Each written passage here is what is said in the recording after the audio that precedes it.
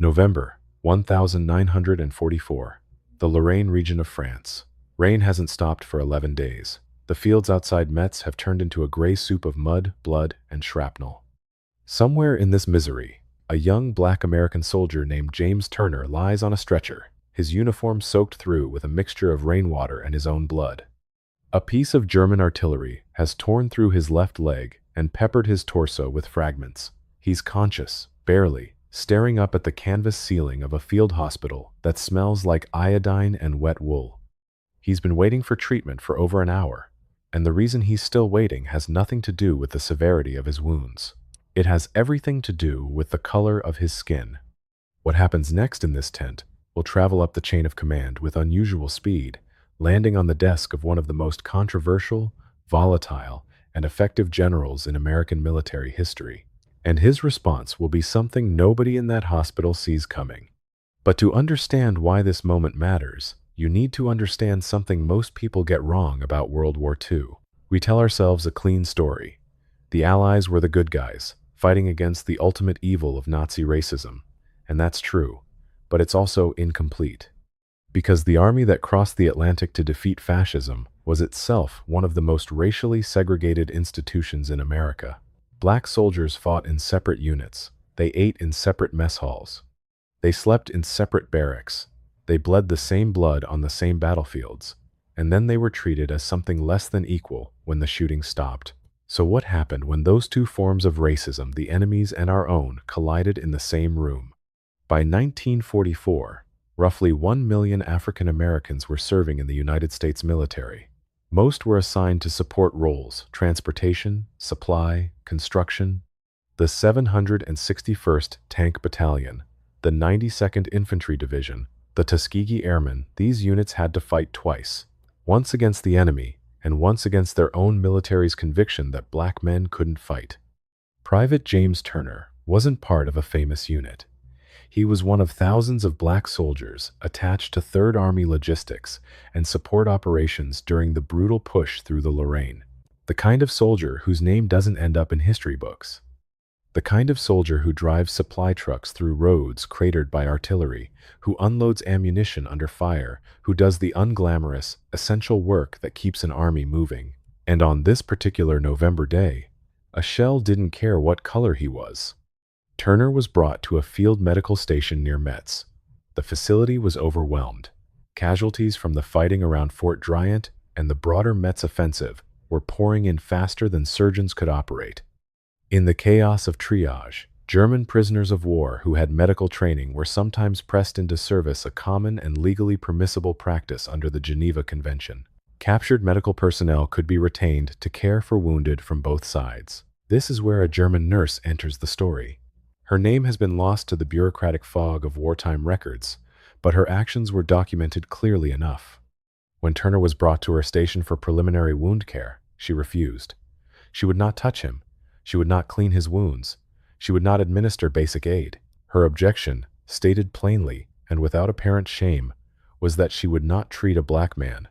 She was a product of the Third Reich's racial ideology, an ideology that placed black people even below the categories of people the Nazis considered subhuman. To her, treating this wounded American was beneath her dignity as a German medical professional. Now, pause on that for a moment. Consider the layers of absurdity. A captured enemy nurse, a prisoner of war, in a facility run by the army that had just defeated her comrades in the field, refusing to treat one of her captor's soldiers.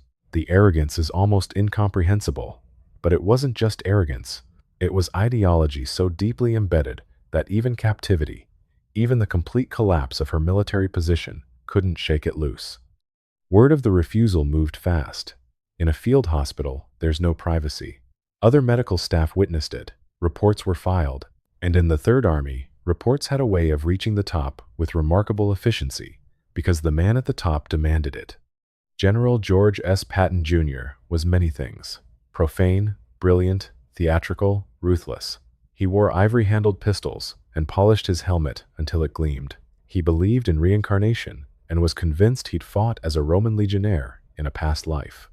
He once slapped 2 shell-shocked soldiers in field hospitals, incidents that nearly ended his career and earned him a public rebuke from Eisenhower. He was not, by any modern standard, a progressive man on matters of race.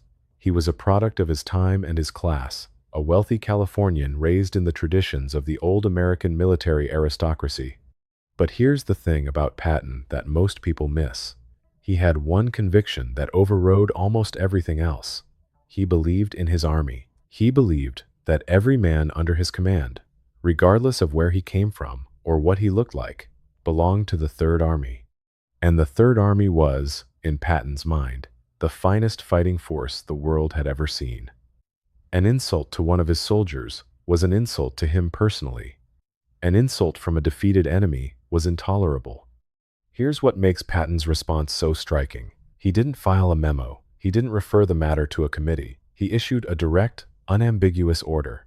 The German nurse was to treat Private Turner immediately. And if she refused again, she would be stripped of her protected status as medical personnel under the Geneva Convention and reclassified as a regular prisoner of war. That distinction mattered enormously. Medical POWs received better conditions, more freedom of movement, and earlier repatriation. Losing that status meant hard labor, restricted conditions, and an indefinite stay in a prison camp. But Patton didn't stop there.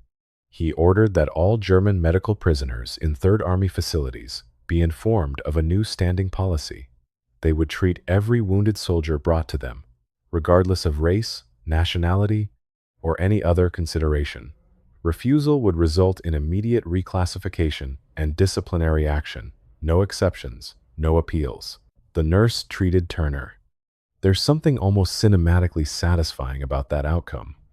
The defeated racist, forced by the victorious general to confront the humanity of the man she tried to dehumanize.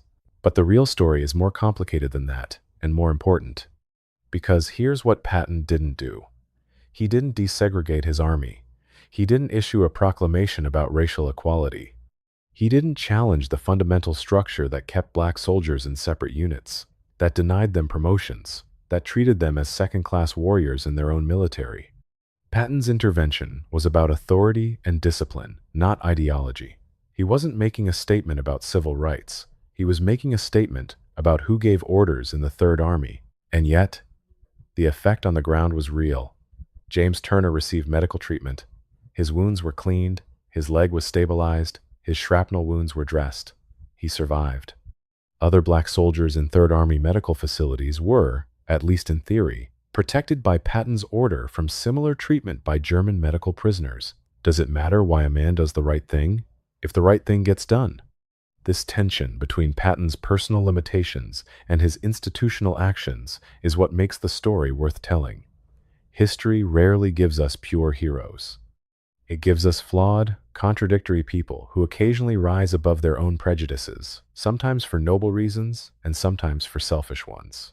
Patton didn't save James Turner because he believed in racial equality. He saved him because he believed in the Third Army. The result was the same. Turner lived. It's worth noting what happened in the broader arc. The Battle of Metz was one of the bloodiest and most grueling engagements of the European campaign. The city didn't fall until late November 1944, after weeks of fighting that cost thousands of American casualties. Black soldiers served throughout the operation, driving the trucks that kept ammunition flowing, building the bridges that tanks crossed, and yes, sometimes picking up rifles when the situation demanded it. In December 1944, during the Battle of the Bulge, manpower shortages became so severe that Eisenhower authorized black volunteers to serve in previously all-white combat units. Over 4,500 stepped forward. They fought with distinction. Their white officers praised their courage and effectiveness in official reports. After the war, they were sent back to segregated units as if nothing had happened. The full desegregation of the United States military wouldn't come until 1948, when President Truman signed Executive Order 9981. Even then, implementation was slow and met with fierce resistance. The last segregated unit in the Army wasn't disbanded until 1954. The men who'd fought Hitler's master race came home to a country that still wouldn't let them drink from the same water fountains as their white neighbors. James Turner's story doesn't appear in most histories of the Third Army or the Lorraine campaign. The incident was documented in unit records and after-action reports. the kind of paperwork that fills archives but rarely makes headlines. Some historians have questioned the precise details: the name, the date, the specific hospital. Military records from the chaos of the Metz offensive are incomplete, and oral histories sometimes shift in the retelling. But the core of the story, a German medical prisoner refusing to treat a black American soldier and Patton intervening with force, is consistent across multiple accounts. And whether every detail is perfectly preserved or slightly blurred by the passage of 80 years, the story illuminates something that polished war narratives prefer to hide. The greatest generation carried its own darkness across the ocean. The army that liberated concentration camps ran its own system of racial separation.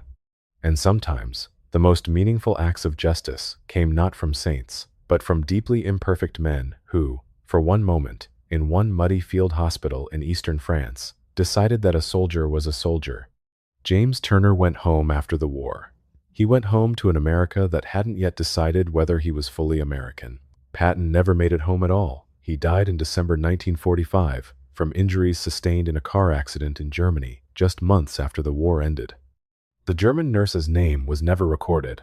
She disappears from history the moment she picks up the bandage. But remember that young man on the stretcher, staring up at the canvas ceiling, waiting for treatment that wouldn't come? The wound she refused to treat that healed.